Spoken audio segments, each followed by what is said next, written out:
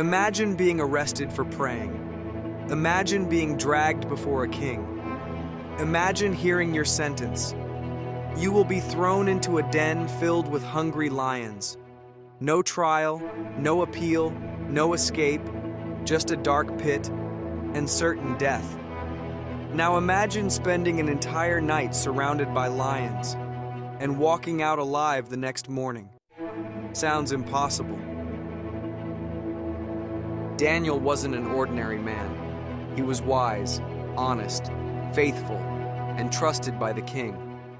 In fact, King Darius respected Daniel so much that he planned to place him over the entire kingdom. But success often attracts jealousy.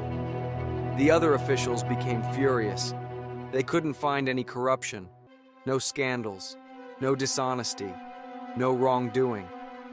Daniel's character was spotless. Finally, they realized something.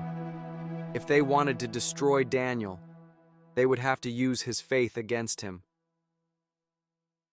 The officials approached King Darius with a clever plan. They said, "Your Majesty, we think everyone should pray only to you for the next 30 days. The king liked the idea. His pride was flattered. Without realizing it, he signed the decree. The law stated, anyone who prayed to any god or person other than the king would be thrown into the lion's den. The trap was complete. Now they waited, because they knew exactly what Daniel would do. When Daniel heard about the law, he didn't panic, he didn't hide, he didn't compromise, he didn't stop praying. The Bible says he went home, opened his windows toward Jerusalem, and prayed just as he always had, 3 times a day. Think about that. Daniel knew the consequences. He knew people were watching. He knew the lions were waiting. Yet he prayed anyway, not because he was fearless, but because he trusted God more than he feared men. The officials caught Daniel praying, exactly as they expected. They rushed to the king and reminded him of the law. King Darius was devastated. He realized he had been manipulated. He tried everything to save Daniel, but the law could not be changed. Finally, the king gave the order. Daniel was taken to the lion's den. Imagine the scene: the growls, the darkness, the fear. The stone rolled across the entrance, and Daniel disappeared into the pit. The king said, "May your God, whom you serve continually, rescue you." Then the stone was sealed, and the longest night of Daniel's life began. The Bible tells us something remarkable. The king couldn't sleep. He refused food. He paced all night. He worried. He feared the worst. But Daniel rested in God's hands. Because while the king was anxious, God was already working. An angel was sent, and the mouths of the lions were shut.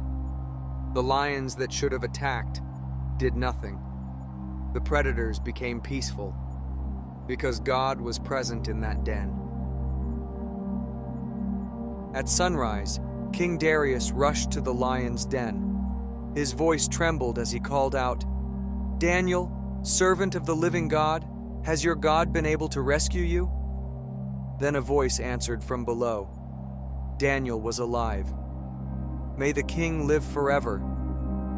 Imagine the king's shock. Imagine the joy. Imagine the relief. Daniel had spent the entire night surrounded by lions, and not a single scratch was found on him. Why? Because he trusted in God. Most people will never face a lion's den, but everyone faces lions. Lions of fear, lions of anxiety, lions of uncertainty, lions of financial problems, lions of sickness, lions of loneliness. The lesson of Daniel is not that life will be easy. The lesson is that God remains faithful in difficult places. Sometimes God doesn't remove the den. He joins us inside it. and His presence changes everything. Maybe you're facing a lion's den right now. Maybe you're afraid. Maybe the situation looks impossible. Remember Daniel. Remember the God who shut the mouths of lions. The same God who protected Daniel is still at work today. Trust Him. Pray faithfully. Stand firm. And never forget, the lion's den became the place where God's power was revealed. And your greatest challenge may become your greatest testimony.